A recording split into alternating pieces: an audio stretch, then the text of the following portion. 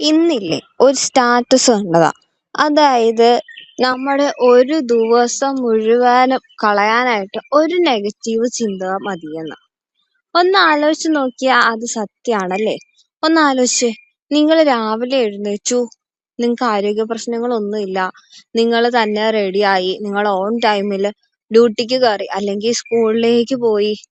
അത് കഴിഞ്ഞിട്ട് നിങ്ങൾ അവിടെ ചെന്നു. അവിടെ ചെന്നിട്ട് നിങ്ങളെല്ലാം ഓക്കെ ആകുന്നു. നിങ്ങൾ നിങ്ങളുടെ ഫ്രണ്ട്സിന്റെ കൂടെ ചില്ല് ചെയ്ത് കഴിഞ്ഞു.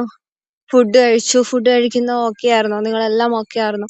അത് കഴിഞ്ഞിട്ട് നിങ്ങൾ തിരിച്ചിറങ്ങാൻ നേരത്ത് നിങ്ങളുടെ കോവർക്കർ ഒരു കമന്റ് പറഞ്ഞു, അല്ലെങ്കിൽ നിങ്ങളുടെ ഒരു കൂട്ടുകാർ ഒരു കമന്റ് പറഞ്ഞു.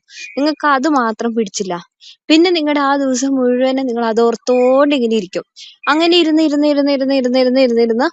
നിങ്ങള് അന്നത്തെ രാത്രിയിൽ നിങ്ങൾ ആലോചിക്കാൻ പോകുന്ന അത്രയും നേരം വരെ നിങ്ങളുടെ ലൈഫിൽ സംഭവിച്ച ആ നല്ല കാര്യങ്ങളായിരിക്കില്ല.